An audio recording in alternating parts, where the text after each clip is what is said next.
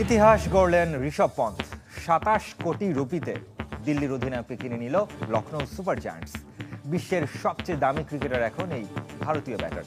যদিও তার রেকর্ডের ২০ মিনিট আগে পৌনে ২৭ কোটি রুপিতে শ্রেয়াস আইয়ারকে কিনে আরেক রেকর্ড গড়েছিল পাঞ্জাব। এখনো পর্যন্ত ২০ কোটির উপর বিক্রি হয়েছেন ৩ জন। রেকর্ড ভাঙতে কত সময় লাগে? দিন, সপ্তাহ, মাস কিংবা বছরও চলে যায়, কখনো কখনো আরও বেশি।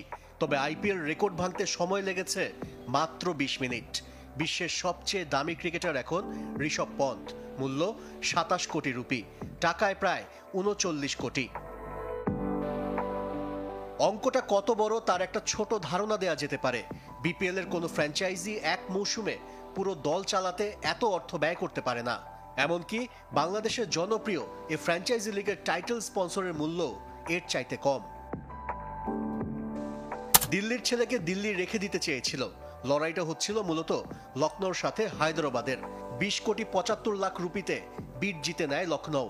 নিলামের নতুন সংযোজন রাইট টু ম্যাচ অনুযায়ী এই দামে ঋষভকে রেখে দিতে রাজি হয় দিল্লি, কিন্তু লখনৌ নাছোড়বান্দা। এক লাফে ২৭ কোটি রুপি দাম হেঁকে বসে। ঋষভকে তাদের চাই, আর তাতেই বাজিমাত ঋষভের, লখনৌর আইপিএল ইতিহাসের। অবশ্য তার আগে আলোচনায় আসেন শ্রেয়াস আইয়ার। কলকাতাকে চ্যাম্পিয়ন করানো অধিনায়ককে ২৬ কোটি ৭৫ লাখ টাকায় কিনে নেয় পাঞ্জাব কিংস। ভেঙে যায় গেল আসরের মিচেল স্টার্কের রেকর্ড। ২৫ কোটি ম্যান এবার ১২ কোটির নিচে বিক্রি হয়েছেন। সেবারের মতো এবারও একদিনে ভেঙেছে রেকর্ড। প্যাট কামিন্সকে টপকে গিয়েছিলেন তারই অজি সতীর্থ মিচেল স্টার্ক। এবারের নিলামে ভারতীয়দের জয়কার। ১৮ কোটি রুপিতে আর্শদীপকে কেনে সানরাইজার্স হায়দ্রাবাদ। তবে রাইট টু ম্যাচ কার্ড ব্যবহার করে ঘরের ছেলেকে ঘরে রেখে দেয় পাঞ্জাব কিংস।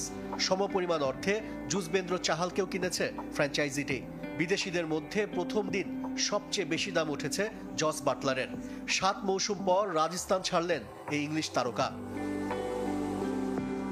প্রথম দিন নিলামে উঠেছে ৮৪ ক্রিকেটার। বাকি ৪৯৩ জনের ভাগ্য ঝুলে থাকবে দ্বিতীয় দিনের শেষ পর্যন্ত।